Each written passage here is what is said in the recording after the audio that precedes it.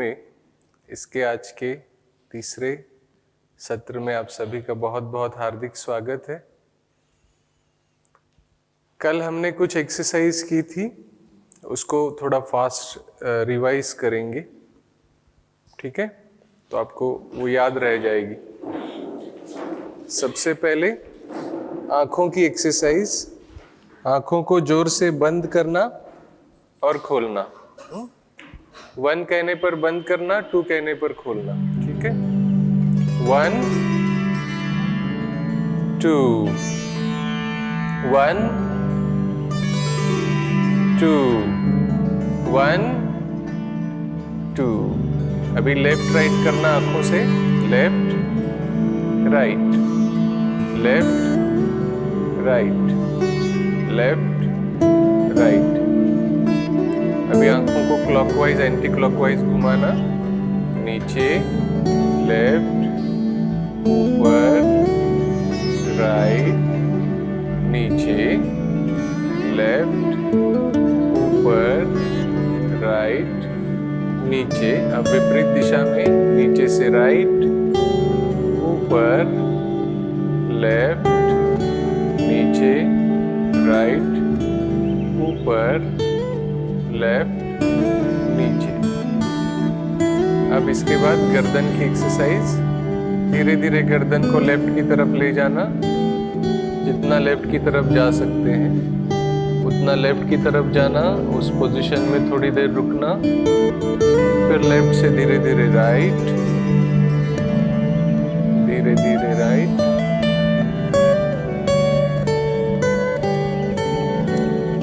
Right से धीरे धीरे लेफ्ट। कमर पे हाथ रखेंगे,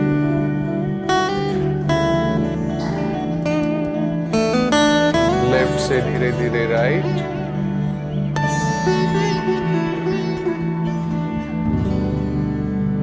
सीधे। अभी क्लॉकवाइज एंटी क्लॉकवाइज गर्दन को घुमाना, सेम कांस्टेंट स्पीड से, नीचे नीचे से लेफ्ट और साइड, ऊपर और पीछे, राइट और साइड, नीचे लेफ्ट और साइड, ऊपर और पीछे, राइट और साइड,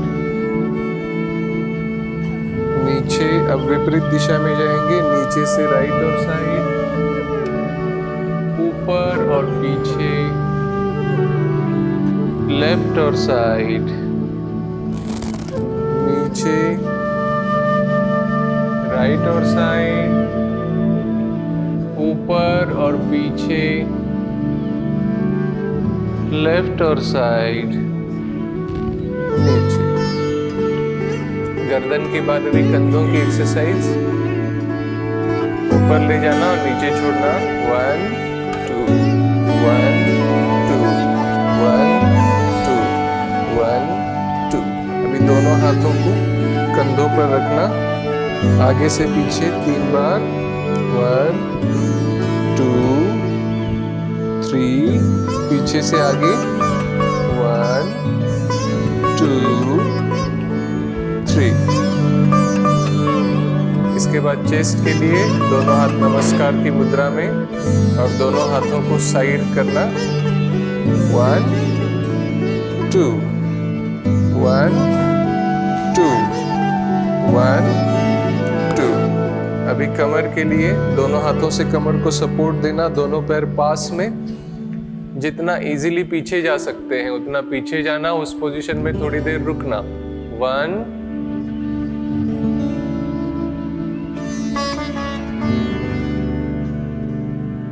2 1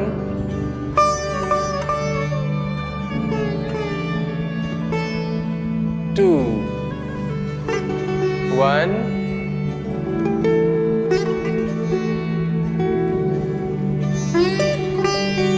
2। अभी घुटनों के लिए हवा में बैठना, दोनों हाथ आगे, 1 2 3 4 1 2 3 4 1 2 3 4। अभी दोनों हाथ घुटनों पर रख के लेफ्ट से राइट 3 बार, राइट से लेफ्ट 3 बार। 1 2 3, विपरीत दिशा में 1 2 3।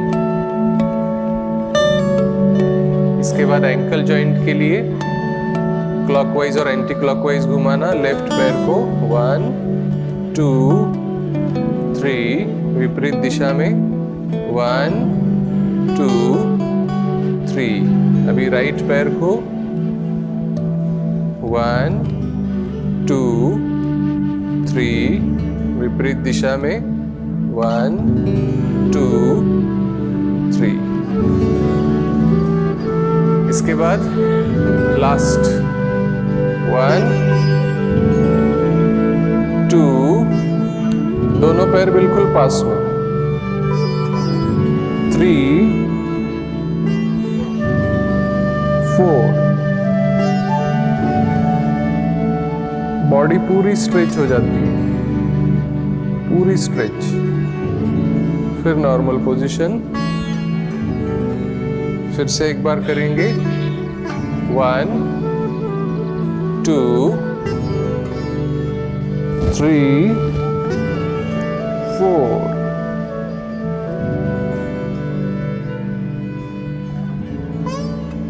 Normal position.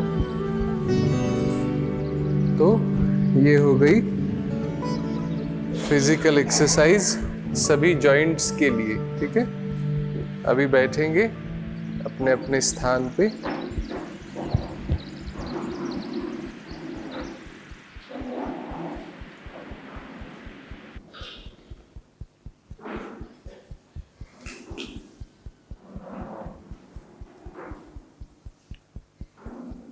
अभी हम मन बुद्धि की एक्सरसाइज करेंगे, माना मेडिटेशन करेंगे।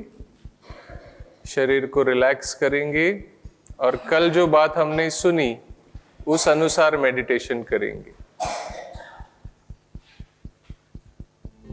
महसूस करें दोनों हाथ, दोनों पैर, सारा का सारा शरीर शिथिल हो रहा है, रिलैक्स हो रहा है। रिलैक्स।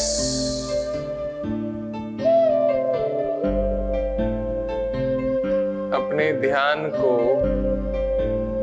दोनों आंखों के बीच में भ्रुकुटी के मध्य में एकाग्र करें।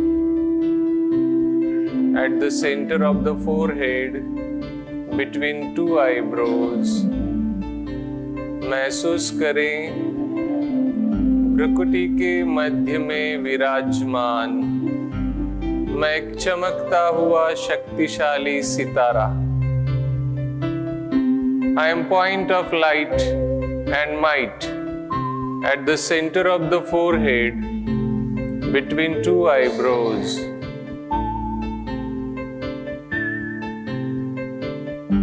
मैं शांत स्वरूप हूं। शांति मेरा वास्तविक धर्म है। शांति मेरा मूल स्वभाव है।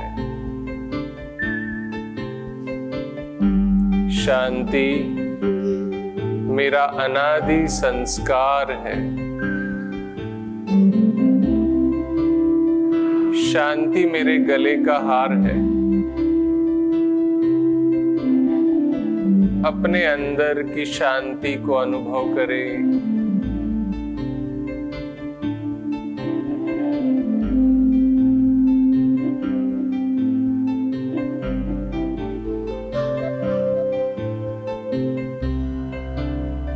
जैसे मैं आत्मा ज्योति बिंदु स्वरूप हूँ, ऐसे मुझ आत्मा के पिता परमात्मा भी ज्योति बिंदु स्वरूप है।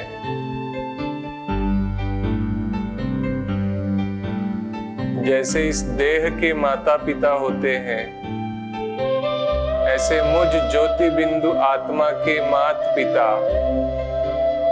परम पिता परमात्मा,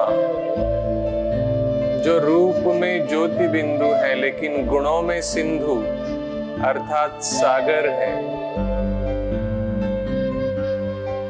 शांति के सागर ज्योति बिंदु परमपिता परमात्मा से मुझ आत्मा पर शांति के किरणों की बौछार हो रही है और मैं आत्मा शांति की शक्ति से भरपूर होती जा रही हूँ।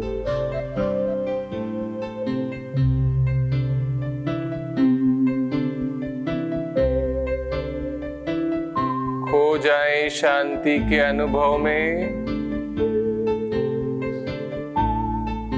डूब जाए शांति के सागर में,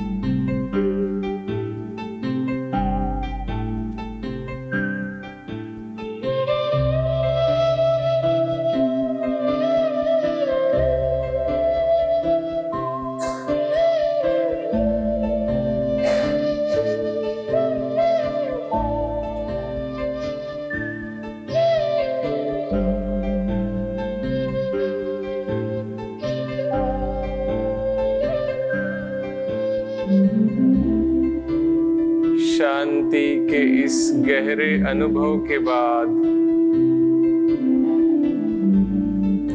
जो गीत आपको सुनाई देगा, उसके शब्दों पर अपने ध्यान को एकाग्र करेंगे।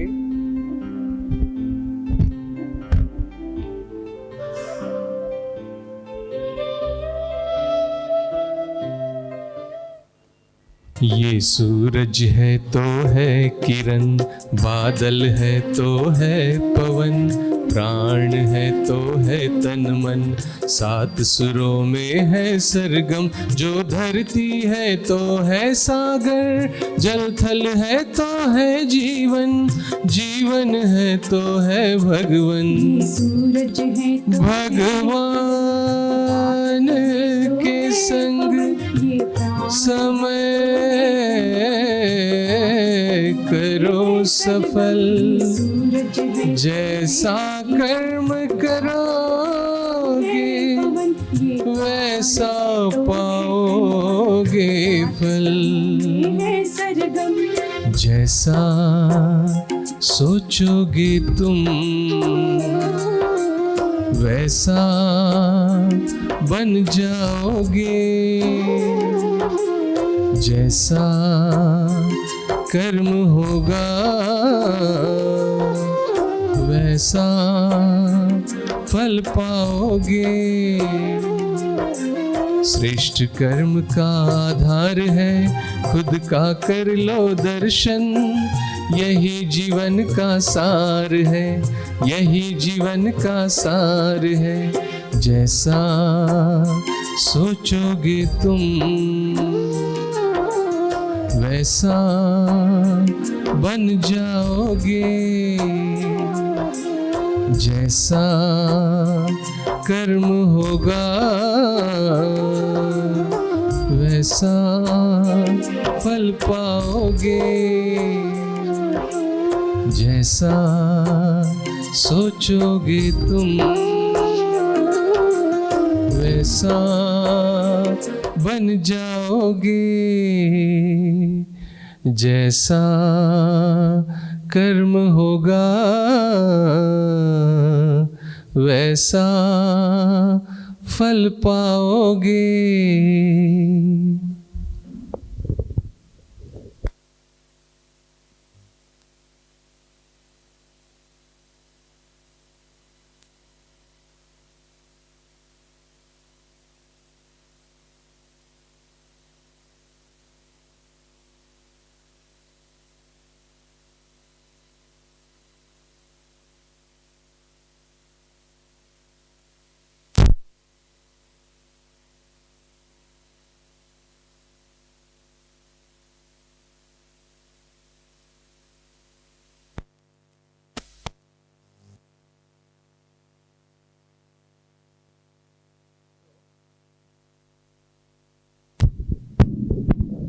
जैसे अभी हमने गीत सुना,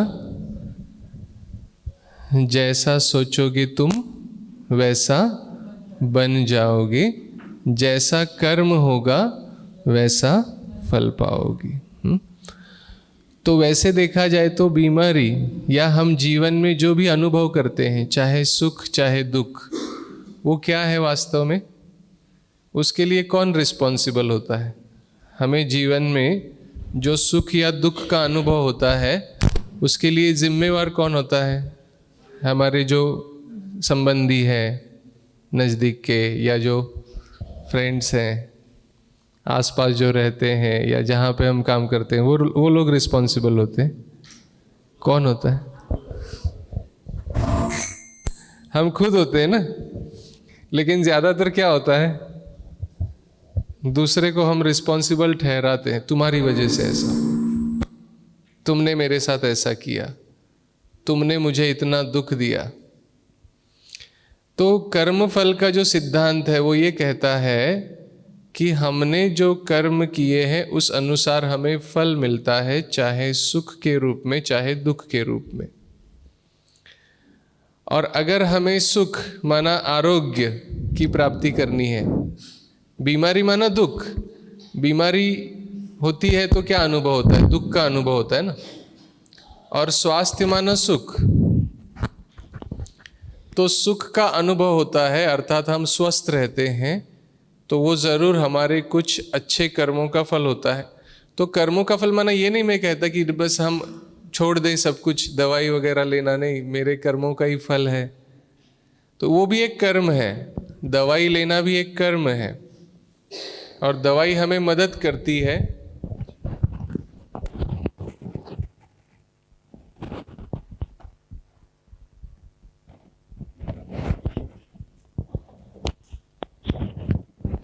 दवाई जो है वो हमें मदद करती है ना, उसमें से बाहर निकलने के लिए। तो इसीलिए इस गीत में जैसे था ना कि श्रेष्ठ कर्म का आधार क्या है, क्योंकि श्रेष्ठ कर्म होंगे तो उसका फल जो मिलेगा वो श्रेष्ठ मिलेगा, माना सुख के रूप में, स्वास्थ्य के रूप में मिलेगा। तो श्रेष्ठ कर्म का आधार क्या बताया? खुद का दर्शन, स्वदर्शन, आत्मदर्शन। जैसे कल एक बात आपको समझ में आई ना जो पहले पता नहीं थी। कौन सी नई बात समझ में आई जो पहले पता नहीं थी? मैं शरीर नहीं, लेकिन इस शरीर को चलाने वाली चैतन्य शक्ति आत्मा हूं, है ना। ये बात समझ में आ गई। और जब ये बात हमें समझ में आ जाती है कि मैं एक पॉइंट ऑफ लाइट हूं, मैं एक आत्मा हूं, अजर अमर अविनाशी हूं, और मेरी 7 इनेट क्वालिटीज जो मैंने आपको बताई थी, ज्ञान, पवित्रता, शांति, प्रेम, खुशी, आनंद, शक्ति, ये 7 मेरी ओरिजिनल क्वालिटीज हैं। और उनका हमारे शरीर के सिस्टम के साथ क्या रिलेशन है ये भी मैंने आपको बताया था ना। हमारे जो शरीर के सिस्टम है उनके साथ उसका जो रिलेशन है। तो इसीलिए राजयोग से कैसे हम स्वस्थ हो सकते हैं, तो जितना हम स्वयं को आत्मा निश्चय करेंगे, जितना हम आत्मिक स्थिति का अभ्यास करेंगे, उतना ऑटोमेटिकली हमें परमात्मा से क्या मिलेगा? एनर्जी मिलेगी। परमात्मा के पास अनलिमिटेड है।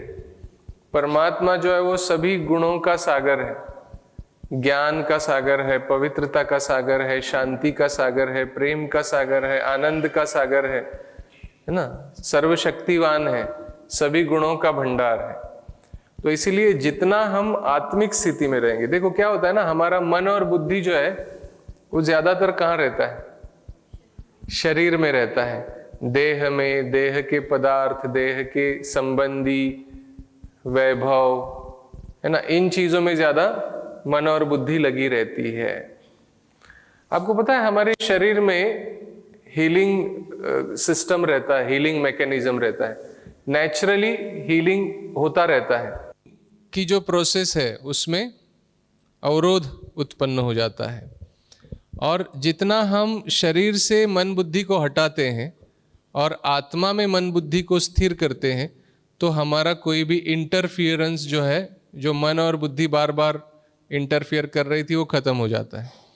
और जितना हम उस हीलिंग मैकेनिज्म को अपनी तरीके से काम करने देते हैं, तो उतना वो जल्दी हील करता है।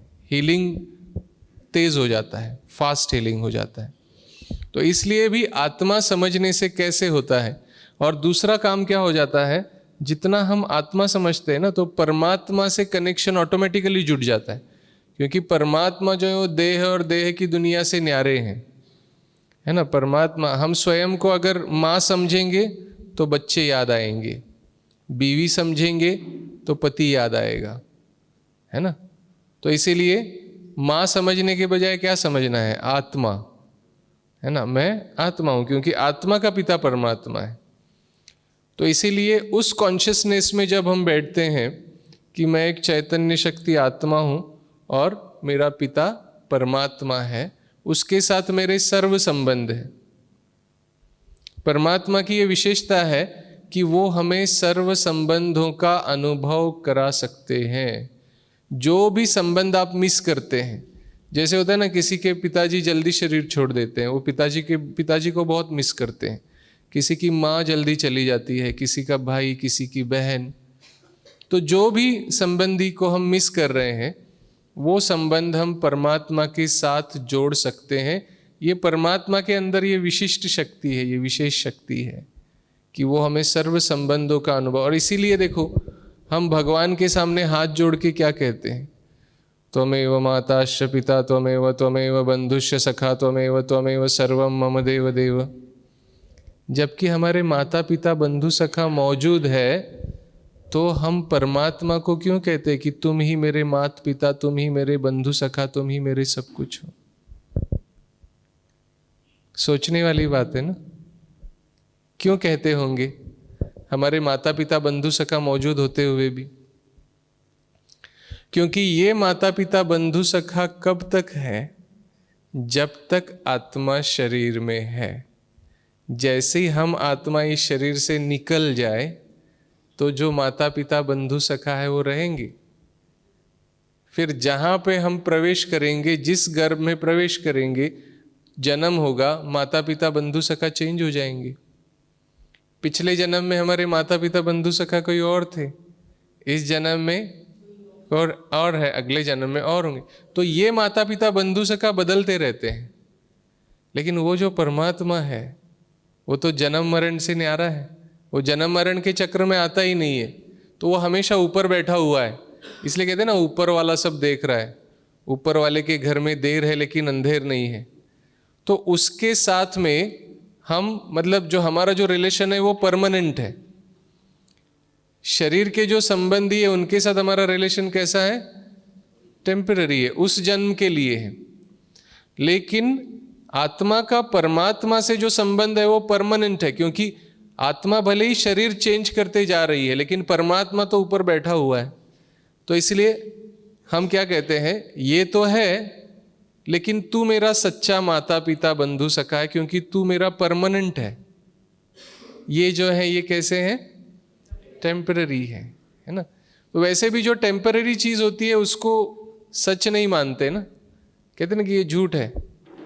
जैसे अभी अभी मैंने इनको नाम पूछा, इन्होंने बताया सतीश, फिर 2-5 मिनट के बाद पूछा, फिर बोला रमेश, फिर और 5 मिनट के बाद पूछा, फिर बोला अजय। मैं कहा ये कितना झूठा व्यक्ति है, पल पल में बदल रहा है। क्या बोलेंगे, झूठा व्यक्ति। क्यों झूठा, क्योंकि पल पल में बदल रहा है। तो हमारा शरीर भी क्या होता है, कंटिन्यूअसली बदल रहा है ना। तो इसलिए जो कहते हैं ना, झूठी काया, झूठी काया, झूठी माया, झूठा सब संसार, ये जो कहा है उसका मीनिंग ये है। झूठी क्यों, झूठी वास्तव में तो झूठी नहीं है, लेकिन झूठा क्यों कहा इसको, क्योंकि ये चेंज हो रही है। अभी अभी कुछ अलग थी, थोड़े समय के बाद कुछ अलग हो जाएगी। कल कुछ अलग थी, आज अलग है, परसों अलग हो जाएगी। जैसे कहते हैं ना कि नदी का पानी बहता रहता है, ऐसा कहते हैं कि एक नदी में आप 2 बार स्नान नहीं कर सकते। क्यों, क्योंकि वो पानी चेंज हो गया, वो बह गया, वो निकल गया आगे। तो उसी पानी में तो दोबारा स्नान नहीं करते हैं। तो ऐसे ही ये शरीर भी क्या होता रहता है, कंटिन्यूअसली चेंज होता रहता है, बदलता रहता है। तो इसलिए शरीर को ऐसा कहते हैं। और संबंधी भी जो होते हैं शरीर के, वो भी थोड़े समय के लिए हैं। देखो ये कितनी मतलब मजेदार बात है ना।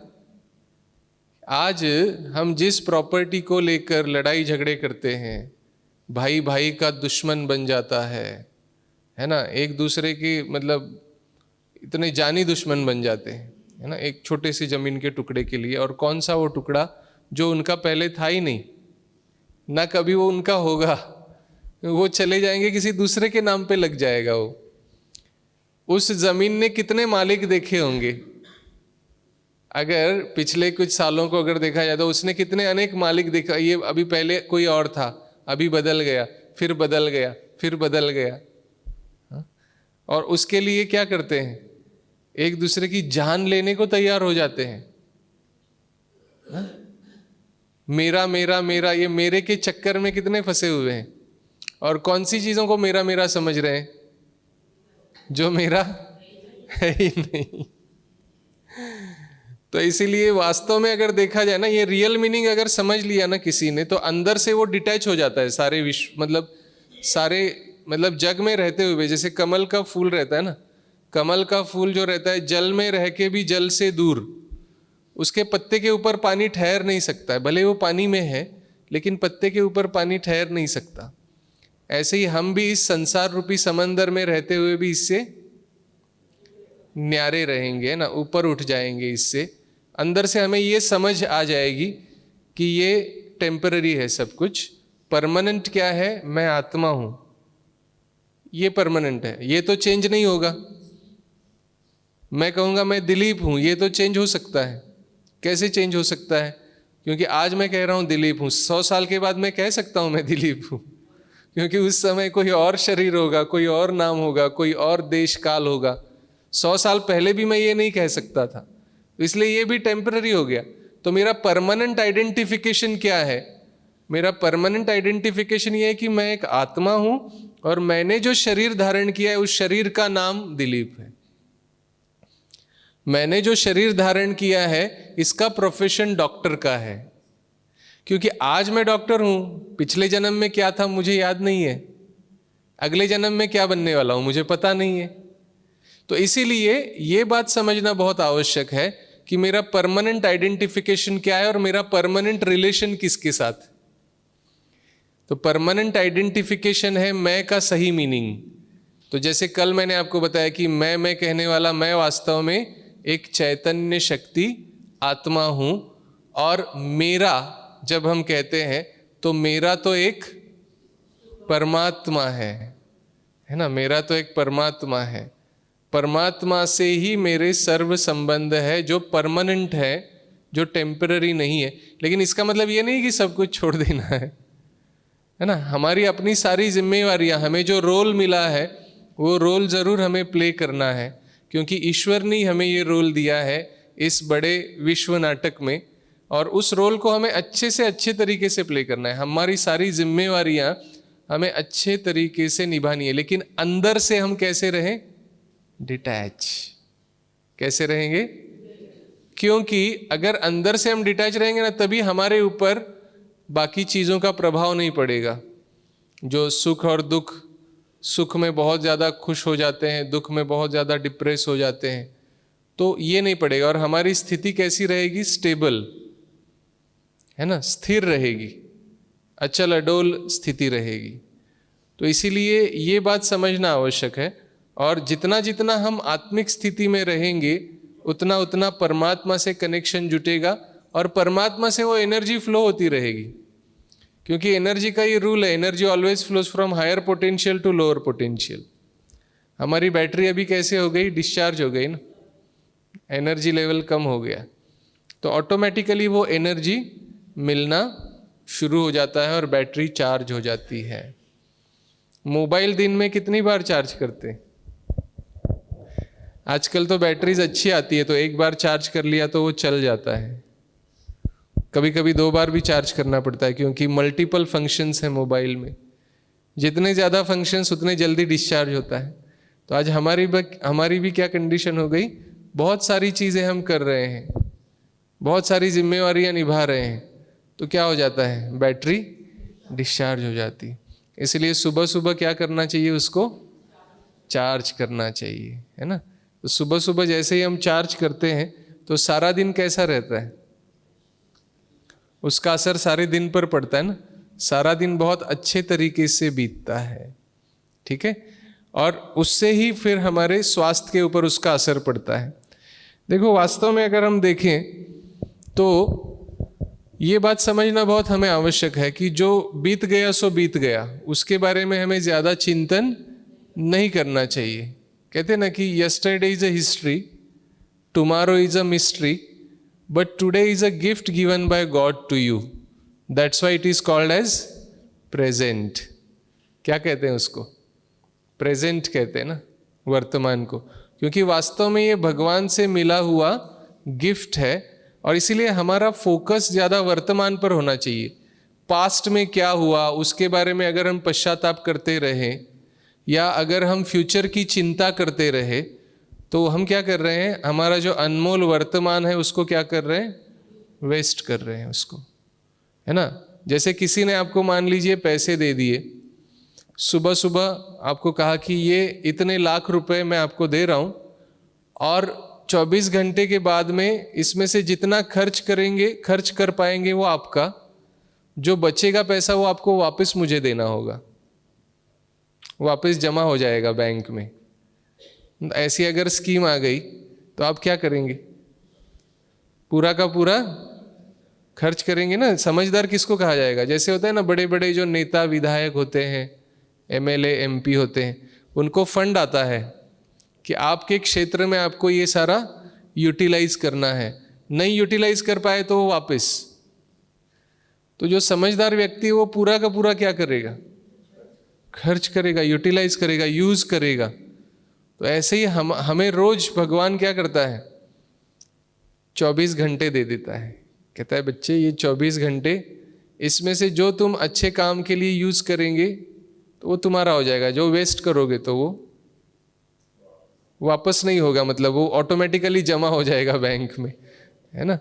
तो इसीलिए ये बात समझना बहुत आवश्यक है कि time and tide waits for none, समय किसी के लिए रुकता नहीं है।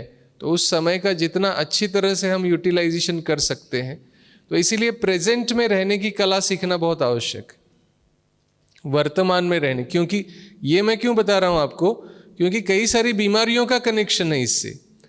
बहुत ज़्यादा जो पास्ट को पकड़ के रखते हैं, पास्ट की नेगेटिव मेमोरीज को पकड़ के रखते हैं, उनको डायबिटीज़ होने के चांसेस ज़्यादा होते हैं, पास्ट को छोड़ते नहीं है ना।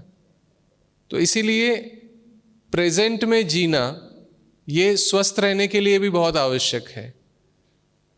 ना तो पास्ट का पश्चाताप, ना भविष्य की चिंता, है ना।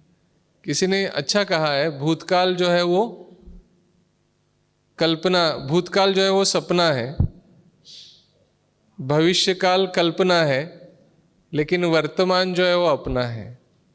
तो जो हमारे हाथ में है उसको हम ज़्यादा से ज़्यादा अच्छी तरह से कैसे यूटिलाइज कर सकते हैं, क्योंकि ये एक एक सेकंड देखो पास हो रहा है।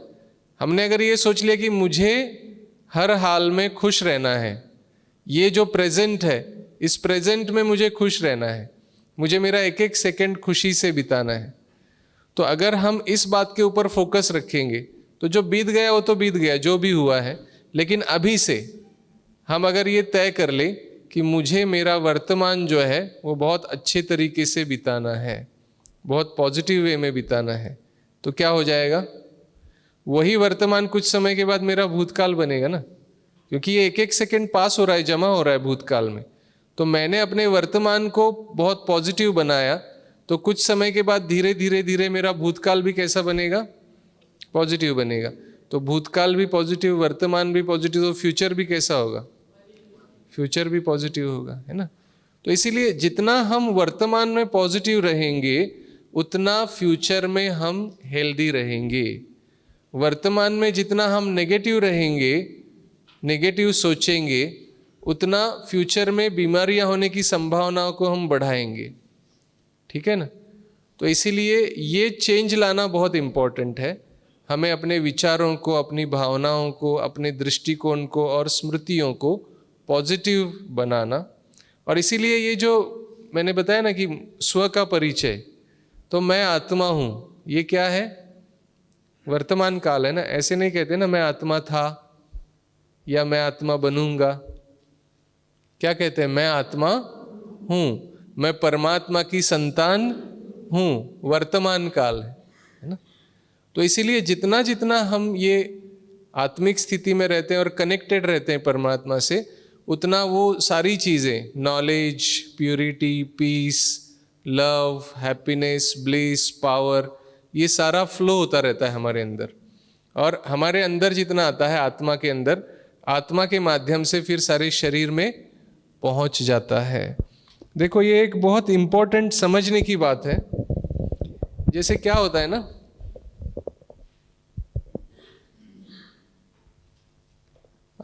जैसे एक पेड़ होता है ना।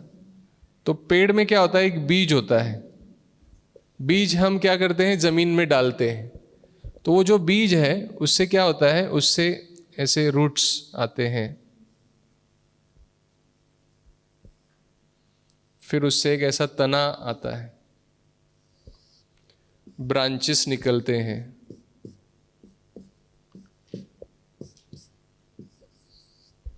और फिर उसको बहुत सुंदर सुंदर फल लगते हैं,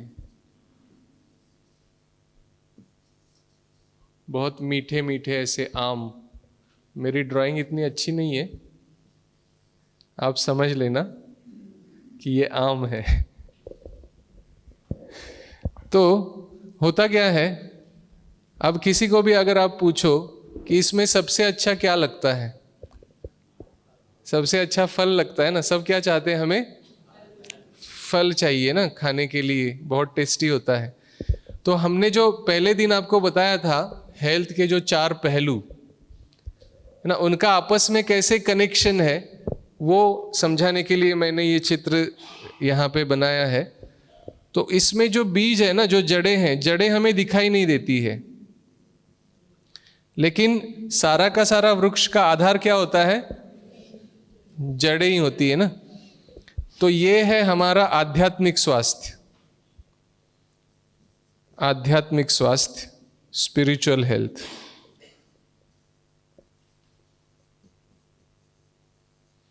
ये जो तना है, अब ये जड़ों का काम क्या रहता है? जमीन में से वाटर और न्यूट्रिएंट्स को एब्जॉर्ब करना, और तने का काम क्या होता है? उसको कंडक्ट करना, कंडक्शन, वो पहुंचाता है ऊपर तक।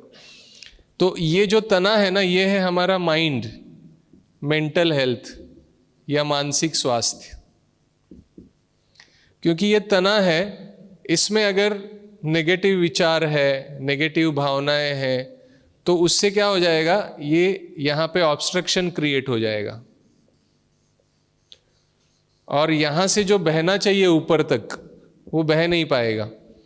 लेकिन अगर हमने इसको पॉजिटिव बनाया, ये नेगेटिविटी को ख़त्म किया, इसको पॉजिटिव बनाया, तो क्या होगा कि ये जो जड़ है, जो बीज है आत्मा है ना, ये बीज है आत्मा। तो यहाँ से जो आ रही है एनर्जी, ये एनर्जी इस तने के माध्यम से, माइंड के माध्यम से सारे वृक्ष तक पहुँचेगी। और ये जो शाखाएं हैं ना, जो सारे वृक्ष को एक दूसरे से जोड़े रखती है, ये शाखाएं हैं हमारे संबंध, जिसको ही हम कहते हैं सामाजिक स्वास्थ्य, सोशल हेल्थ।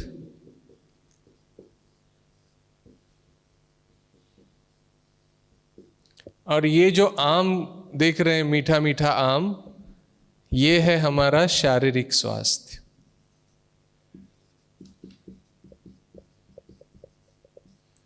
तो सब चाहते क्या है? चाहते क्या है? शारीरिक स्वास्थ्य चाहते हैं। लेकिन आम का नरिशमेंट कैसे होता है? जड़ें जो है वो वाटर और न्यूट्रिएंट्स को एब्जॉर्ब करती है, तने के माध्यम से वो वहां तक पहुंचता है। हम क्या कर रहे हैं पता है? अभी गलती, हम चाहते हैं ना मीठा आम, तो हम खाद और पानी कहाँ डाल रहे हैं पता है? आम के ऊपर डाल रहे हैं। आम के ऊपर खाद और पानी डालने से क्या होगा? कुछ भी नहीं होगा फायदा। खाद और पानी डालने की कहाँ जरूरत है? जड़ में डालने की जरूरत है। तो इसीलिए जब तक हम इस बात को समझते नहीं है कि भाई आध्यात्मिक स्वास्थ्य कितना इंपॉर्टेंट है, हम तो इसीलिए उसको नजरअंदाज कर रहे हैं क्योंकि वो दिख नहीं रहा है, जड़ें दिख नहीं रही है, लेकिन जड़ें हैं ना, जड़ों के ऊपर ही तो सारा वृक्ष खड़ा है। तो ऐसे ही आत्मा जो है वो जड़ है ना, बीज है।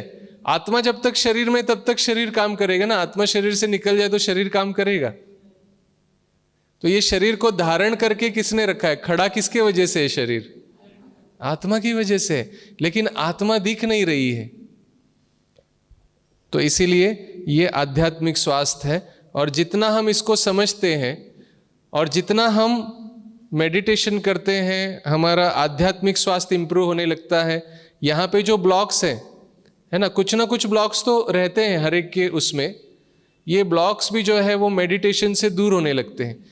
क्योंकि जब एनर्जी का फ्लो होने लगता है, परमात्मा से एनर्जी आने लगती है तो वो बहने लगती है, तो यहाँ पे जो ब्लॉक्स हैं, ये ब्लॉक्स भी जो है वो खत्म होने लगते हैं। और फिर सारे के सारी जो एनर्जी है वो सब फलों तक, शाखाओं तक पहुंचने लगती है। और उससे ऑटोमेटिकली हमारे संबंध ठीक होने लगते हैं सबके साथ। क्योंकि जब देखो क्या होता है, संबंध भी क्या है वास्तव में, संबंध है एक्सचेंज ऑफ एनर्जी।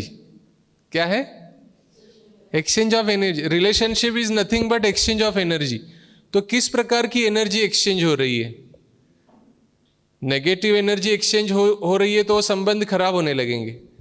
हम किसी के बारे में संबंध कैसे खराब होते हैं, जब गलत सोचना शुरू करते हैं ना, उसने ऐसा किया था, उसने वैसा किया था, वो तो खराब व्यक्ति है, पहले मन में शुरू हो जाता है, बाद में कभी कभी शब्दों में आ जाता है, व्यवहार में आ जाता है, और फिर वहां से कम्युनिकेशन बंद हो जाता है। तो इसलिए सुधार करना है तो पहले कहाँ करना पड़ेगा, यहां से सुधार करना पड़ेगा। यहां से पहले उस व्यक्ति के प्रति हमें पॉजिटिव सोचना शुरू करना पड़ेगा और पहल हमको करनी होगी। और जैसे हम पॉजिटिव सोच, और जब हम स्वयं को आत्मा समझते हैं ना, तो ऑटोमेटिकली सारी चीजों में कैसा चेंज आ जाता है। आत्मा समझने से दूसरे को भी हम क्या देखते हैं, आत्मा, ये भी एक आत्मा है, लेकिन ये बेचारा अनजान है, इसको समझ में नहीं आ रहा, ये पता नहीं है इसको, चलो इसको भगवान इसको माफ कर देना, इसको समझ में नहीं आ रहा है कि ये क्या कर रहा है, क्या बोल रहा है ना, ये बेचारा, मतलब रहम की भावना आ जाती है। गुस्सा आने के बजाय क्या होता है, रहम की भावना, दया की भावना, प्रेम की भावना उत्पन्न हो जाती है कि हम सब एक परमात्मा की संतान है, मैं भी आत्मा, ये भी आत्मा, हम सब आत्माएं उस परमात्मा की संतान है। कहने में तो कहते हैं ना, हिंदू मुस्लिम सिख ईसाई आपस में सब भाई भाई, लेकिन भाई भाई कब हो सकते हैं, जब पिता एक है तभी भाई भाई हो सकते हैं। तो शरीर के तो पिता सबके अलग है ना, तो वो कौन सा पिता है जो सबका एक है, आत्माओं का जो पिता परमात्मा है वो सबका एक है। और ये बात को समझकर जितना हम उस परमात्मा से कनेक्टेड रहते हैं, तो न केवल हमारा आध्यात्मिक स्वास्थ्य इंप्रूव होता है, लेकिन आध्यात्मिक स्वास्थ्य के साथ साथ ये मेंटल हेल्थ भी इंप्रूव होता है, ये सोशल हेल्थ भी इंप्रूव होता है, और ऑटोमेटिकली फिर फिजिकल हेल्थ के ऊपर तो उसका प्रभाव पड़ना ही है। ठीक है ना, जैसे हिंदी में कहते हैं ना, हेल्दी व्यक्ति को कहते हैं स्वस्थ, आप स्वस्थ हो। तो वास्तव में ये शब्द का मीनिंग अगर आप देखेंगे ना, तो स्व प्लस स्थ माना स्व में स्थित, स्व माना मैं, स्थ माना स्थित होना। तो मैं वास्तव में कौन हूं, तो अपनी आत्मिक स्थिति में स्थित होना, यह है स्वस्थ का मीनिंग। ठीक है ना, तो कोई भी पूछेगा स्वस्थ हो तो चेक करना कि मैं आत्मिक स्थिति में हूं। जितना आत्मिक स्थिति में स्थित रहेंगे उतना हेल्थ में इंप्रूवमेंट आना शुरू हो जाएगा ऑटोमेटिकली, तनाव खत्म हो जाएगा। तनाव क्यों होता है, स्वयं को तन समझने से तनाव होता है कि मैं शरीर हूं, मैं अपनी पोस्ट पोजीशन है ना, ये सब बातें सोचने से तनाव हो जाता है, स्ट्रेस हो जाता है। और जब हम स्वयं को आत्मा समझते, मैं तो एक पॉइंट ऑफ लाइट हूं, मैं तो एक ज्योति बिंदु हूं, एक प्रकाश हूं, और मेरे अंदर ये इनेट क्वालिटीज हैं, और मैं परमात्मा की संतान हूं, और ये सभी भी परमात्मा की संतान। तो सबके प्रति एक प्रेम की भावना उत्पन्न हो जाती है। तो ये जो ज्ञान है, ज्ञान से एक तो विचारों में पवित्रता आती है, और जब विचार पवित्र होने लगते हैं ना तो मन शांत होने लगता है, मन शांति का अनुभव करने लगता है। और जितना हम शांत हो जाते हैं, सबके प्रति प्रेम की भावना उत्पन्न हो जाती है कि हम सब उस परमात्मा की संतान है, आत्मा आत्मा भाई भाई है। और उससे क्या होता है ना, सुख का अनुभव होता है, खुशी का अनुभव होता है। और जितना हम खुश रहते हैं तो उस आनंद का अनुभव कर सकते हैं। और ये सब चीज़ों का अनुभव करने से आत्मा की शक्ति बढ़ने लगती है, अंदर से हम शक्तिशाली होने लगते हैं, पावरफुल होने लगते हैं। और शक्ति बढ़ने से ऑटोमेटिकली क्या हो जाता है, उसका असर हमारे शरीर के सारे सिस्टम्स के ऊपर पड़ता है। ठीक है, तो ये बात क्लियर हो गई, सबको समझ में आई? देखो, वास्तव में हम सभी जब छोटे बच्चे थे ना, अपने अपने बचपन को अगर हम याद करें तो छोटे बच्चे तो कैसे थे, सब कितने इनोसेंट थे, कितने प्योर थे, है ना। छोटा बच्चा जो होता है उसको अगर आप देखेंगे तो उसके अंदर ये सारी इनेट क्वालिटीज नजर आती है। छोटा बच्चा जो है वो सबको आकर्षित करता है, सबको ऐसा लगता है कि ये छोटे बच्चे को हम उठा ले, गोद में ले ले। क्यों? क्योंकि उसके अंदर वो प्योरिटी है, पवित्रता है ना। फिर उसके अंदर मतलब वो शांत भी रहता है, रोता नहीं है जब तक उसको भूख ना लगे। तो ऐसे हम लोग भी जब मतलब छोटे बच्चे थे तो हमारे अंदर ये सारी इनेट क्वालिटीज थी अच्छे से। लेकिन फिर धीरे धीरे वो बच्चा बड़ा होने लगता है तो वो क्या करता है ना, आजू बाजू में देखता है और कुछ कुछ बातें सीख लेता है। वो देखता है कि बड़ा भाई है, पिताजी के लिए फ़ोन आता है, वो पिताजी कहते बोल देना मैं घर पे नहीं हूँ। वो बोल देता है कि पिताजी घर पे नहीं है। छोटा बच्चा सब ऑब्जर्व करता रहता है, वो सोचता है पिताजी तो है, ये ऐसा क्यों बोला? तू चुप, तुझे अभी समझ नहीं है, तू छोटा है। वो सोचता है कि भाई मतलब बड़ा होना मना कुछ कुछ झूठ बोलना सीखना, तो ऐसे मतलब कुछ कुछ चीज़ें वो सीख लेता है। तो क्या होता है ना कि जैसे जैसे वो बड़ा होता जाता है ऐसे ऐसे फिर और बड़ा होता है तो उसको कई सारे दोस्त मिलते हैं, वो दोस्तों से भी कुछ ऐसी चीज़ें वो सीख लेता है ना। फिर और बड़ा होता है, नॉवेल्स पढ़ने लगता है, मैगजीन पढ़ने लगता है, फिल्में देखने लगता है। तो मतलब वो जो छोटा बच्चा है वो बड़ा होते होते होते 30-35 साल तक होते होते क्या हो जाता है, कई सारे उसके जो साफ चुनरी थी वो चुनरी में कई सारे दाग लग जाते हैं, है ना। आए थे तो चुनरी कैसी थी, साफ थी, तो जाएंगे तो भी साफ करके जाना पड़ेगा ना, दाग लेके जा सकते हैं? भाई घर से बच्चा निकलता है और वो एकदम साफ कपड़े पहन के निकला है, और वो अगर बहुत ज़्यादा दाग लग गए इधर उधर उधर तो बच्चे को डर लगता है कि मैं घर कैसे जाऊं, मम्मी मुझे डांटेगी, पापा मुझे क्या कहेंगे कि ये इतने सारे दाग कहाँ से लग गए। तो ऐसे ही हम इस दुनिया में आए थे तो एकदम साफ स्वच्छ थे उस चुनरी के समान, लेकिन धीरे धीरे उसमें दाग लगते गए, है ना। तो दाग साफ करने की विधि क्या है, कैसे दाग साफ कर सकते हैं, तो ये विधि मैंने आपको बताई है। राजयोग मेडिटेशन ये विधि है। जितना जितना हम स्वयं को आत्मा समझते हैं और परमात्मा के स्मृति में रहते हैं उतना उतना वो दाग साफ होने लगते हैं।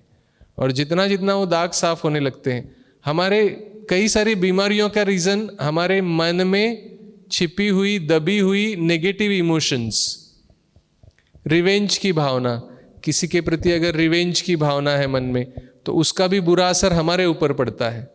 किसी के प्रति नफरत की भावना है तो उसका सबसे पहला असर हमारे ऊपर पड़ता है ना, क्योंकि हमारे शरीर में कितने सारे सेल्स हैं ना। हमारे शरीर में वाटर कंटेंट कितना है, मोर देन 70% वाटर।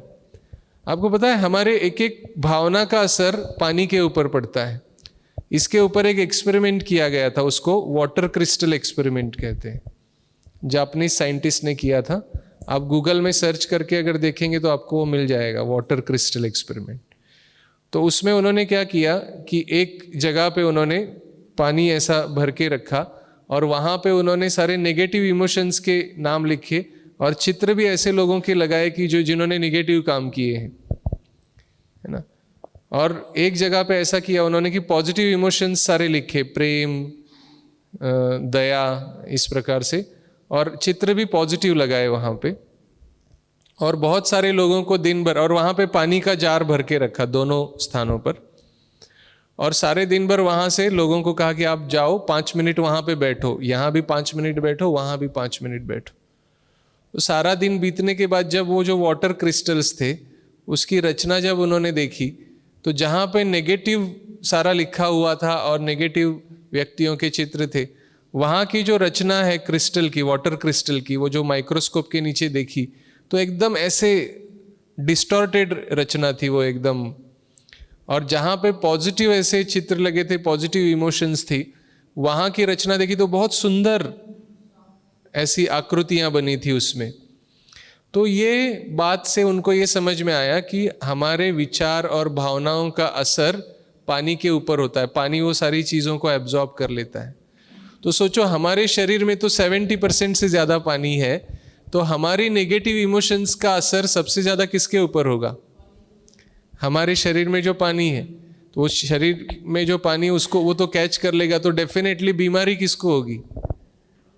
तो इसीलिए हमें अगर स्वस्थ रहना है तो उसके लिए हमें ये सारी नेगेटिव इमोशंस को ख़त्म करना ये आवश्यक है, और उसमें हमें राजयोग मेडिटेशन हेल्प करता है। ठीक है ना।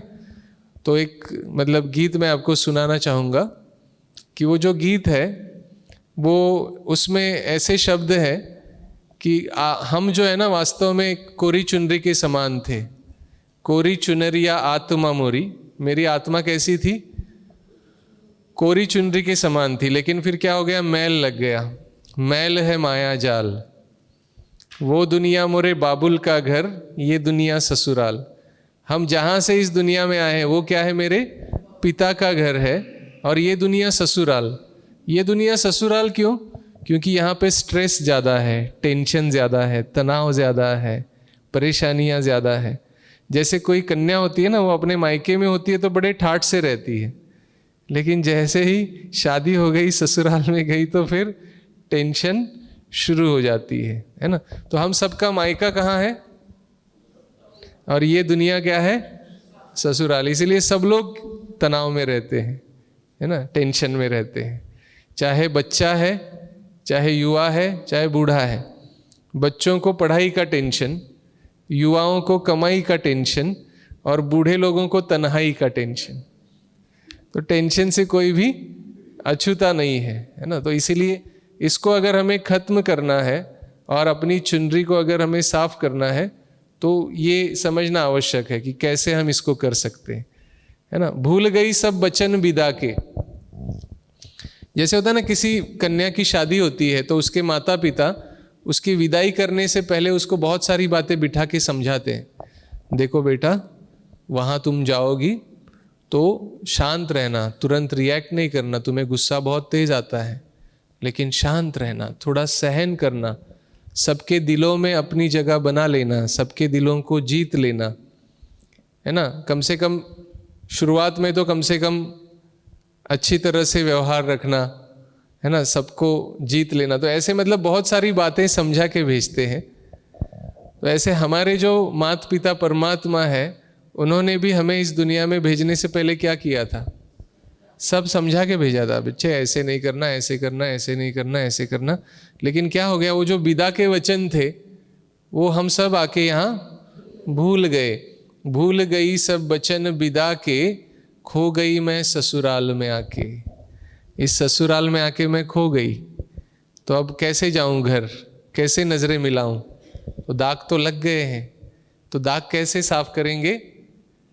राजयोग मेडिटेशन का रेगुलरली अभ्यास करेंगे। तो इसीलिए आपको आगे भी कंटिन्यूएशन में मेडिटेशन का रखा हुआ है ना।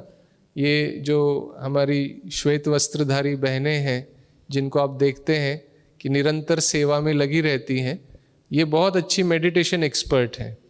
इन्होंने कई आत्माओं को मेडिटेशन सिखाया है, कई जगह पे जाके ये ट्रेनिंग भी देती रहती है, कॉरपोरेट सेक्टर में, अलग अलग कंपनीज, स्कूल्स, कॉलेजेस में। तो इसीलिए आपके लिए आगे ये मेडिटेशन का भी प्रोग्राम रखा है ताकि आप गहराई से इसको सीख सकें। क्योंकि मैंने जो बताया वो हेल्थ से उसका कनेक्शन है, ये मैंने समझाया। लेकिन मेडिटेशन के गहराई को अगर आपको सीखना है, समझना है, उसको कैसे हम यूज़ करेंगे, तो वो आपको कल से सिखाया जाएगा, है ना। तो कल से आप इसी समय पर कंटिन्यू कर सकते हैं राजयोग मेडिटेशन के लिए। तो जैसे जैसे हम उसका अभ्यास करते हैं और जैसे जैसे दाग साफ होने लगते हैं ना राजयोग का अभ्यास करने से, वैसे वैसे जीवन में खुशी का परसेंटेज बढ़ने लगता है। तो जीवन कैसा बन जाता है? खुशियों का तराना बन जाता है ना। तो इसीलिए ये गीत मैं आप सबको सुनाना चाहूँगा कि अभी तक आपने कई बार सुना होगा, लेकिन आज आप सुनेंगे तो आपको ये रियलाइज़ होगा कि वास्तव में इसका रियल मीनिंग ये था। हमने सुना था, लेकिन ये अब मीनिंग के साथ सुनने से उसका और अच्छा असर पड़ेगा। और आज क्या करना है पता है? मैंने कल वैसे अनाउंस किया था कि सभी अपना नोटबुक पेन लेके आएंगे, तो आए हैं ना सब नोटबुक पेन लेके। तो सबको क्या करना है, अभी तक जो हुआ अपने जीवन में, जो भी पास्ट है, नेगेटिव पास्ट है, नेगेटिव मेमोरीज है, या कुछ नेगेटिव बातें हमारे अंदर है, उन सबको आज निकाल देना है। उसको एक पेपर पे लिखना है, और वो पेपर जो है ना यहाँ पे एक रखा जाएगा, यज्ञ कुंड जैसे, मतलब बॉक्स रखा जाएगा, उसमें आके आपको डालना है, स्वाहा करना है उसमें, ठीक है ना। तो आज से सदा काल के लिए उसको विदाई देनी है। जो भी नेगेटिव पास्ट है, जो भी नेगेटिव मेमोरीज हैं, जो भी ऐसी बातें हैं, हमारी कुछ कमियां कमजोरियां रहती है जो हमें परेशान करती रहती है। हमें रियलाइज़ तो होता रहता है कि अरे ये मेरे अंदर नहीं होना चाहिए, मुझे गुस्सा बहुत तेज़ आता है, ये मेरे अंदर नहीं होना चाहिए, लेकिन वो परिवर्तन नहीं हो पाता है। तो आज क्या करेंगे, आज सदा के लिए उसको दे देंगे, स्वाहा करेंगे, भगवान को अर्पण करेंगे। आपने भगवान को मंदिर में नारियल तो कई बार अर्पण किया होगा ना। तो ये भी क्या है, ये नारियल है। नारियल माना ये रियल नहीं है, ये आर्टिफिशियल, बाद में सारी जुड़ गई हैं चीज़ें। रियलिटी तो हमारी क्या है, मैं एक आत्मा हूँ, ज्ञान स्वरूप, पवित्र स्वरूप, शांत स्वरूप, प्रेम स्वरूप। तो ये मेरी रियलिटी है। तो ये सारा क्या है, बाद में जो जुड़ गया, गुस्सा, चिंता, उदासी, ये सब चीज़ें क्या है, नारियल है। तो वो सच्चा सच्चा नारियल आपको क्या करना है, आज यहाँ पे स्वाहा करना है, ठीक है। करेंगे सभी। तो सच्चे दिल से उसको लिखना है ना, डरना नहीं उसमें लिखने में। हाँ, कोई देखेगा भी नहीं, कोई पढ़ेगा भी नहीं, उसको बाद में जलाया जाएगा, ठीक है। तो इसीलिए आप उसको निश्चिंतता पूर्वक यहाँ पे अर्पण कर सकते हैं, ठीक है। तो अभी वो गीत सुनेंगे जिसकी मैं बात कर रहा था।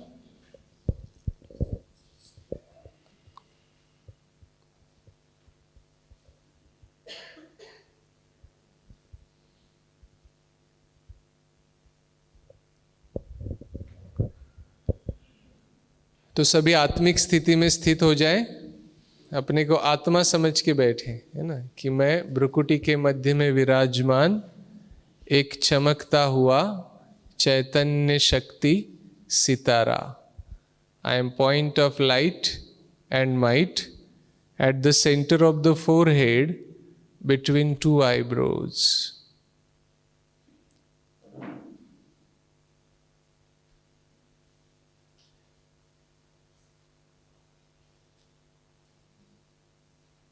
जैसे मैं आत्मा ज्योति बिंदु स्वरूप हूँ, ऐसे मेरे पिता परमात्मा भी ज्योति बिंदु स्वरूप है।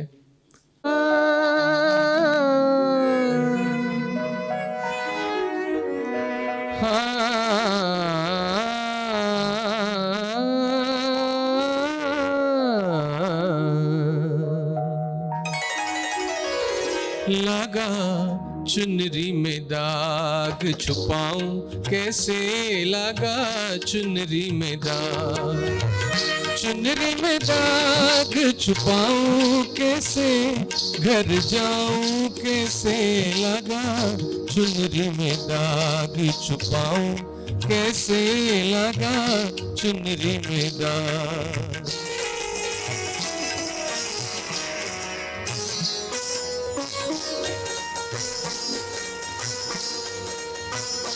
हो गई मैली मोरी चुनरिया, कोरे बदन से कोरी चुनरिया, हो गई मोरी चुनरिया, कोरे बदन सी कोरी चुनरिया। हाँ जाके बाबुल से नजर मिलाऊं कैसे, घर जाऊं कैसे, लगा चुनरी में दाग छुपाऊं कैसे, लगा चुनरी में दाग छुपाऊं कैसे, लगा चुनरी में दाग।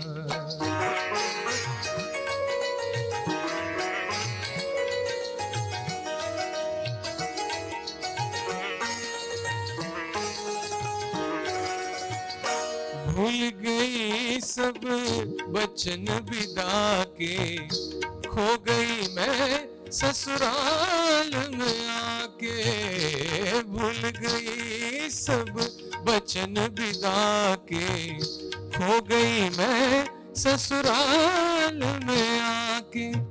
हाँ जाके बाबुल से नजर मिलाऊं कैसे, घर जाऊं कैसे, लगा चुनरी में दाग छुपाऊं कैसे, लगा चुनरी में दाग छुपाऊं कैसे, लगा चुनरी में दाग।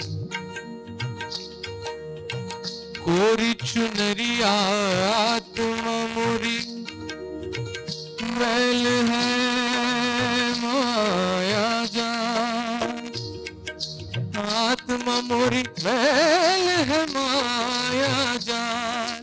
वो दुनिया मेरे बाबुल का घर, ये दुनिया ससुराल। हाँ जाके बाबुल से नजर मिलाऊं कैसे, घर जाऊं कैसे, लगा चुनरी में दाग छुपाऊं कैसे, लगा चुनरी में दाग छुपाऊं कैसे, लगा चुनरी में दाग।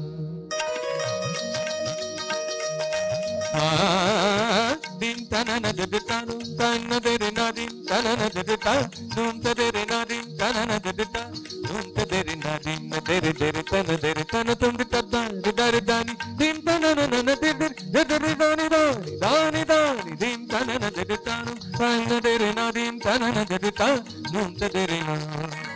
सप्त सुर नदी नकड़ाम बंसी बाजे रेस सनि सनि निद निद ध प प म ग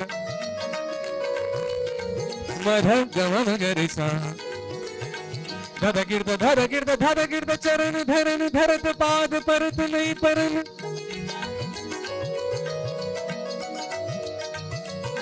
झांझर झरके झनन नदर दिन तनु नन तन तन नदी तनन ददतानु तन तेरे नादी तनन ददता नून तेरे नादी तनन ददता।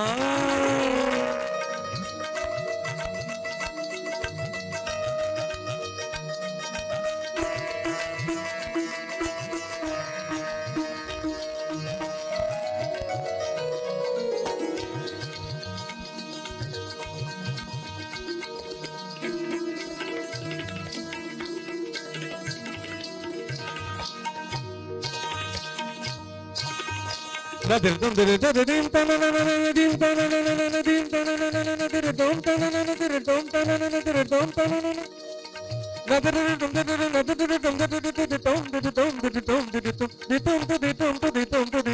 nadir takram tha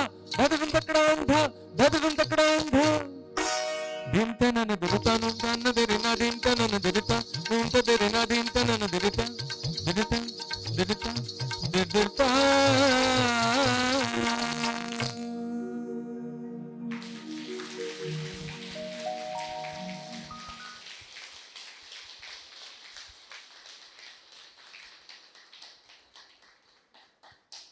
बहुत बहुत धन्यवाद। तो देखो ये तराना सुनते समय कैसा लग रहा था, मजा आ रहा था ना। तो सब अपने जीवन को ऐसा तराना बनाना चाहते हैं ना, सभी दाग साफ करना चाहते हैं ना, जीवन को कैसा बनाना चाहते हैं, खुशियों का तराना। तो सदा स्वस्थ सदा खुशहाल ऐसा जीवन जीना चाहते हैं ना। तो क्या करेंगे सभी? अभी मैंने जैसे आपको बताया था कि जो भी ऐसे नेगेटिव पास्ट है, नेगेटिव मेमोरीज है, या हमारी कुछ कमियां कमजोरियां हैं, हमारे साथ कुछ ऐसे हुआ है, तो वो सारी चीज़ों को लिखना है, ठीक है, एक पेज के ऊपर। जिनके पास पेज नहीं है तो उनको यहाँ से मिल जाएगा। किसके पास नहीं है तो वो हाथ खड़ा करेंगे।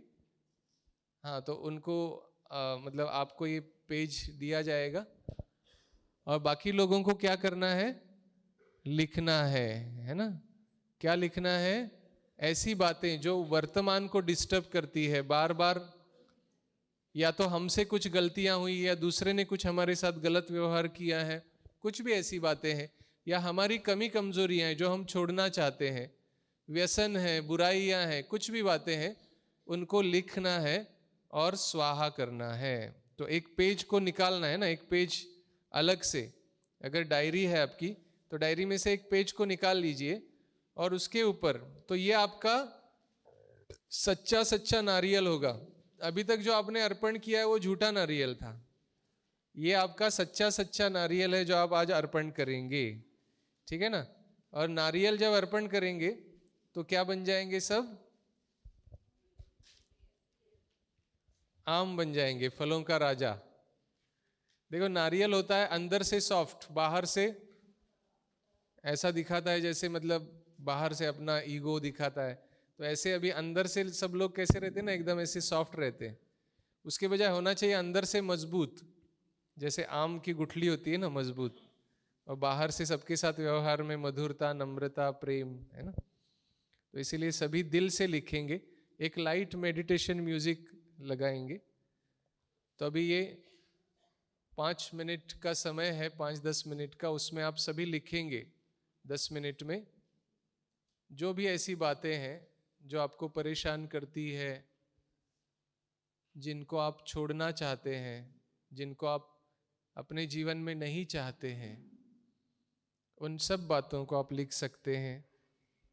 तो उसमें कौन कौन सी बातें हो सकती है? कोई चिंता आपको लगी हुई है, वो चिंता भी अर्पण कर दो आज चिंता को भी क्या कर दो? चिता में अर्पण कर दो, ठीक है ना?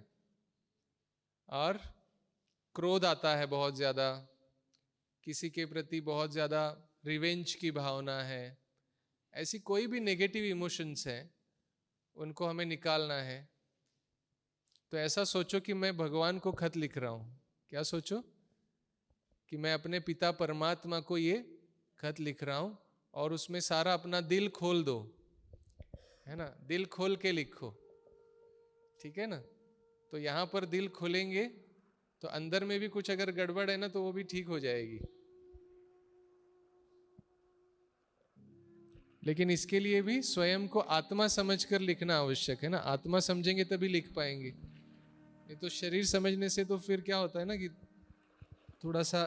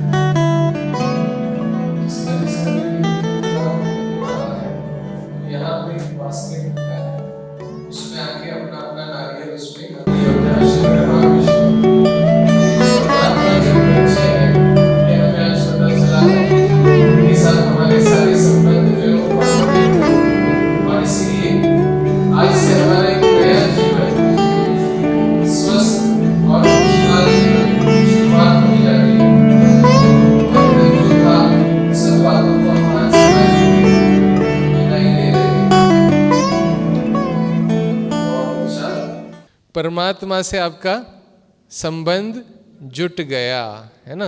तो इसीलिए आज से अपने आप को क्या समझना है कि मेरे सारे संबंध, ये भी समझ में आ गया ना कि मेरे परमानेंट रिलेशन किसके साथ है ना, परमात्मा के साथ है। तो इसीलिए मैं आत्मा हूँ, मैं श्रेष्ठ आत्मा हूँ, मैं परम पवित्र आत्मा हूँ और पवित्रता के सागर परमात्मा की संतान हूँ। इसको उठाया जा सकता है। अभी सबके आ गए ना नारियल, कोई बचा तो नहीं? चलो सबके आ गए हैं लगभग। तो ये सभी नारियल इनको स्वाहा कर दिया जाएगा, अग्नि में अर्पण कर दिया जाएगा। तो बहुत अच्छा। तो आज से हम क्या करेंगे, अपना नया स्वस्थ खुशहाल जीवन का ये उद्घाटन, नारियल फोड़ के उद्घाटन करते हैं ना। आप सभी ने अपना अपना नारियल यहाँ फोड़ दिया, तो ये एक नए स्वस्थ और खुशहाल जीवन का उद्घाटन। तो आज से हम ये बात समझ गए कि हमारा जो रिलेशन है, परमानेंट रिलेशन है, वो परमात्मा के साथ है और हम उनकी संतान है। और उनके साथ कैसे कनेक्ट होना है, उनके साथ अब ये तो पता चल गया कनेक्शन है, लेकिन अभी रिलेशन डेवलप करना है रिलेशन, लेकिन अभी बहुत समय से दूर दूर थे, है ना। वो रिलेशन का ज्ञान नहीं था, पता नहीं था, लेकिन अभी ये पता चला है। तो ये आपका ईश्वरीय जन्म है, इसको क्या कहते हैं, गॉडली बर्थ। तो ये आपका नया जन्म है, नया जीवन आज से शुरू हो गया। तो आज ये आपका बर्थडे है, ठीक है। तो आप सभी को जन्मदिन की बहुत बहुत बहुत बधाई हो, बधाई हो, बधाई हो, मुबारक हो, मुबारक हो, मुबारक हो। जोरदार तालियां अपने लिए बजाइए।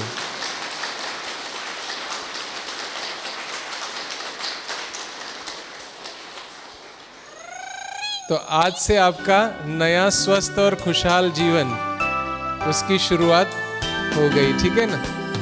तो अब बर्थडे है तो बर्थडे सेलिब्रेशन बनता है ना, तो बर्थडे पार्टी, तो बर्थडे पार्टी कैसे करेंगे, कोई ना कोई गीत गाएंगे, डांस करेंगे। तो आप में से कोई सुनाना भी चाहता है, कोई गीत गाना चाहता है, तो यहाँ पे आ सकते हैं। या 3 दिन में आपको कैसा लगा, ये 3 दिन प्रोग्राम आपने अटेंड किया, उसका फीडबैक भी 5 मिनट में देना चाहे, 2 मिनट में देना चाहे तो ज़रूर यहाँ आपका स्वागत है। तो निश्चित रूप से, और मैं यहाँ पे बुलाना चाहूँगा, वैसे तो ये जो सारा आयोजन है, इसकी जो लीडर है आदरणीय कमला दीदी हैं, उनके संकल्प से ये प्रोग्राम यहाँ पे साकार हुआ।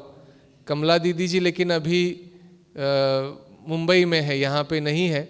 तो अभी यहाँ पे जो उपस्थित है किरण दीदी, तो किरण दीदी को मैं मंच पे बुलाना चाहता हूँ। किरण दीदी के लिए कुर्सी रखिए।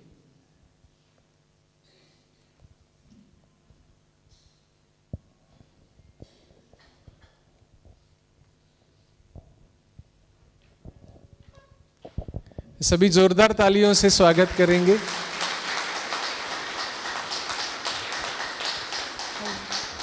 तो देखो ये हमारे बर्थडे पार्टी के गेस्ट हैं।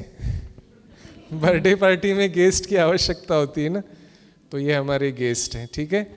तो अभी आप सभी, है ना, अपनी अपनी कुछ बात रखना चाहते हैं। तो आपकी उम्र क्या है अभी? उम्र क्या है आपकी? 57। आज तो जन्म हुआ, तो 57 के कैसे हो गए तुरंत?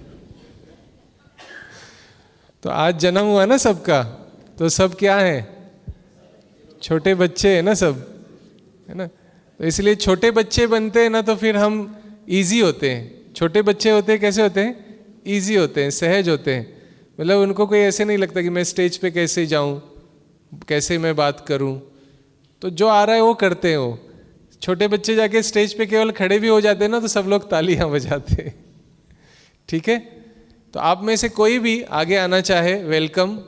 आप ज़रूर आके अपना अनुभव शेयर करें। आइए, अपना परिचय भी देंगे शॉर्ट में और अपना अनुभव शेयर करेंगे।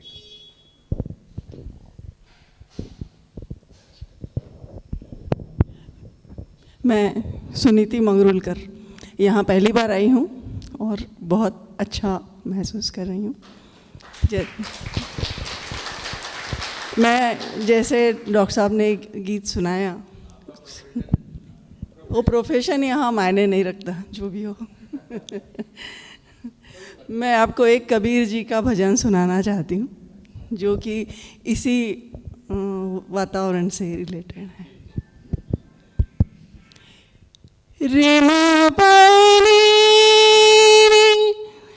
pani sa re ma da pani re sa re pa ma ga re sa ni sa।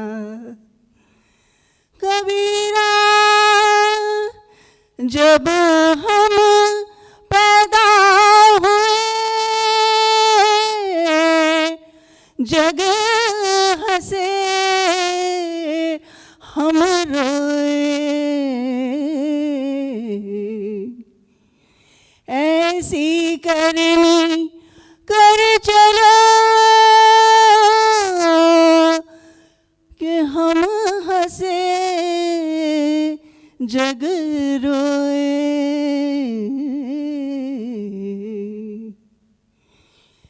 चदरिया झीनी रे झीनी है राम नाम रस पीने। चदरिया झीनी रे झीनी झीनी झीनी है राम नाम रस पीनी। चदरिया झीनी रे झीनी। अष्टकमल का चरखा बनाया 5 तत्व की पोनी। अष्टकमल का चरखा बनाया 5 तत्व की पोनी। 9-10 मास बुनन को लागे, 9-10 मास बुनन को लागे। मूर्ख मैली कीनी चदरिया झीनी रे झीनी झीनी झीनी हे राम नाम रस पीनी। चदरिया झीनी रे झीनी। Thank you. बहुत अच्छा, बहुत सुंदर। देखो छोटे छोटे बच्चे कितना अच्छा गा रहे हैं। बहुत सुंदर। और कोई? हाँ चलो, यहाँ से भी कोई बनता है ना आना। Yes, very good. ताली बजाइए भाई जोरदार। अपना नाम बताएं, अपना प्रोफेशन बताएं और फिर जो भी आपको शेयर करना है। मैं अरविंद कुमार मिश्रा शासकीय सेवा में हूँ। मैं मेरा अनुभव ये रहा कि आज हम यहाँ हम योग में नहीं हैं, लेकिन हम आज सर को देखते हैं या हमारी बहनों को देखते हैं तो हम ये अनुभव करते हैं कि कितना तेज है उनके अंदर, कितना स्वभाव शांत है। परिस्थितियों से माने सर न केवल एक अच्छे चिकित्सक हैं बल्कि एक अच्छे शिक्षक भी, अगर वो अच्छे गायक भी हैं। कितने सारे दिव्य गुण हैं आप देखिए। वो माने ऐसा क्या नहीं है इनके अंदर, आप ये देखिए। और हम अपने आप को जब देखते हैं तो हम अपने अंदर, मैं लिख रहा था अपनी कागजों में तो लग रहा था कि सारे अवगुण ही हैं, हम क्या क्या छोड़ें। तो हमको शायद हम आने में विलंब कर देते हैं। आज इसकी कितनी आवश्यकता है, सब चीज़ें बंद हो जाए लेकिन आज इसी की आवश्यकता है। मैं समझता हूँ कि हम न केवल आज ये प्रेरणा लेके जाएं कि हम न केवल स्वयं को जोड़ें, अपने बच्चों को जोड़ें। मैं बहुत से बच्चों को देखता हूँ कि न जाने कितनी वंचित हैं इन सब चीज़ों से, न जाने कितने रोग व्याध और बाकी चीज़ों से परेशान हैं। शायद हम उनको जोड़ के उनके ऊपर दया करेंगे, पूरे समाज के ऊपर दया करेंगे। तो मेरा अनुभव रहे और मैं अपने अनुभव से ये बोल रहा हूँ कि हम जितने लोगों को जोड़ सकें, यदि जोड़ेंगे तो निश्चित रूप से हमको पुण्य भी मिलेगा और ये बहुत बड़ा इस समाज के लिए और इस पूरे विश्व के लिए हमारा योगदान रहेगा। जी। बहुत सुंदर, बहुत अच्छा। और कोई सुनाना चाहता है? यस, आइए आइए आइए, आप भी आ जाइए। तो बस ये अब 2 अनुभव और सुनेंगे।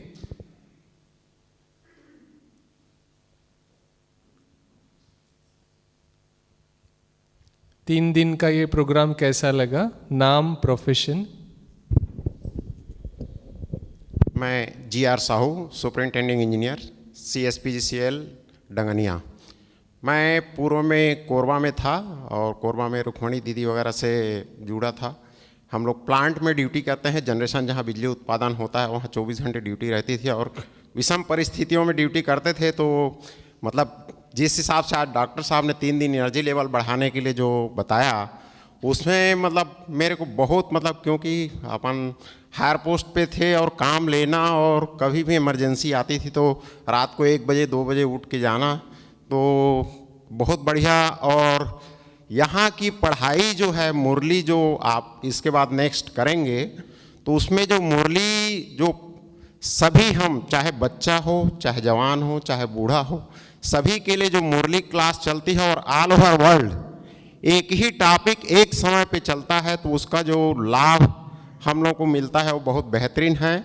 और मैं तो ये 3 दिन का, मैं जबकि अमलेश्वर में रहता हूँ, और सबसे बढ़िया चीज़ राजयोग में ये है टाइम मैनेजमेंट और सेल्फ मैनेजमेंट, कैसे निकालना है टाइम आपको निकलता है, ये बहुत काबिले तारीफ़ है।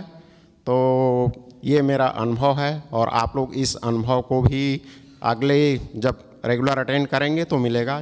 ये वो है मतलब जो है इस ओम शांति। बहुत बहुत धन्यवाद। आइए अपना नाम, प्रोफेशन और अनुभव सुनाइए। ओम शांति।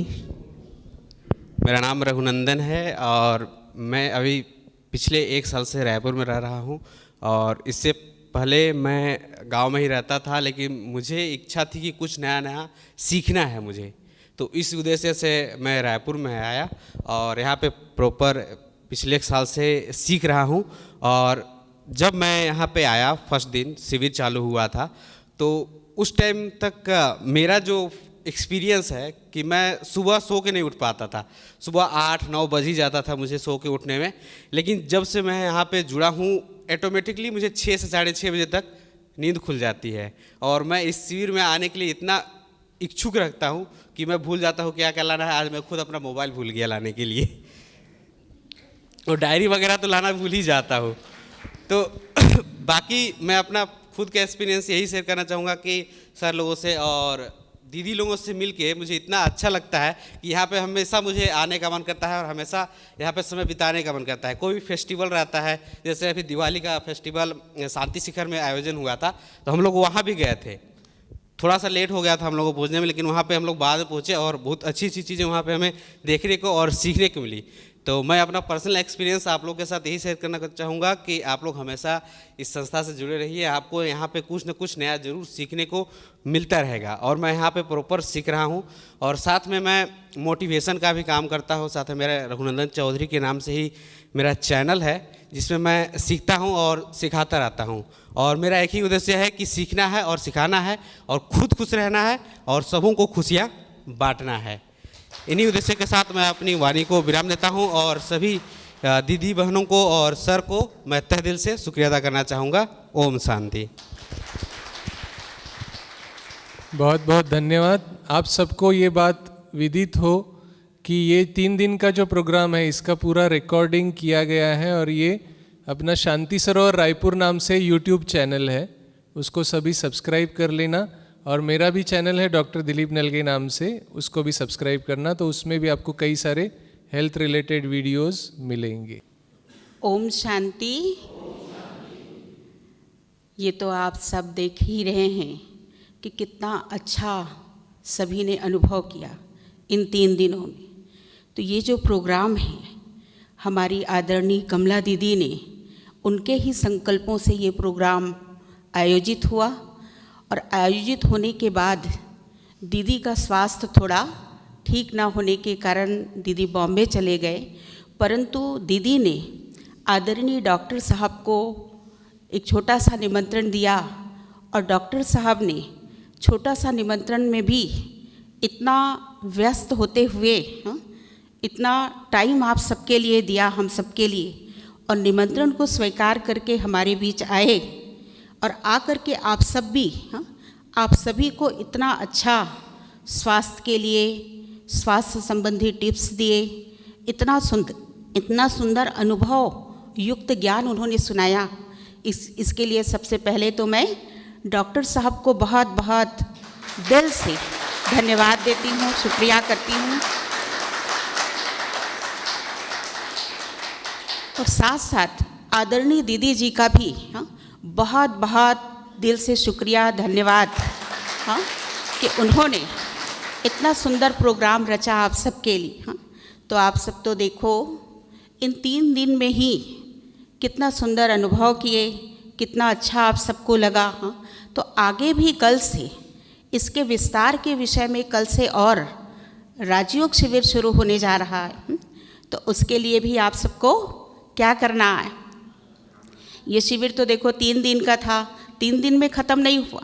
तो आप सब खुद महसूस कर रहे हैं कि डॉक्टर साहब ने इस ज्ञान, आप सबको पता होगा कि डॉक्टर साहब भी इस ज्ञान को रेगुलर फॉलो करते, इस संस्था से जुड़े हुए, इस संस्था से जुड़कर ही उन्होंने इतना मना आगे बढ़े और इतनी योग्यताएं डॉक्टर ने हासिल की।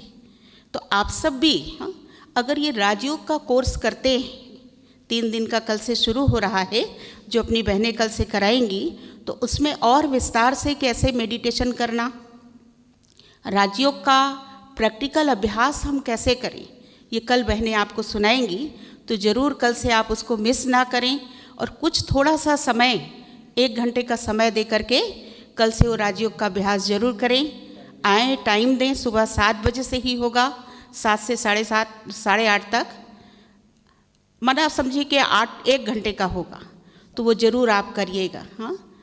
तो उससे आपको बहुत, और शाम को भी है, शाम को भी 7 से 8:30 और सवेरे भी, दोनों टाइम। तो दोनों में से कोई भी एक टाइम आप चुन सकते हैं, सवेरे या शाम।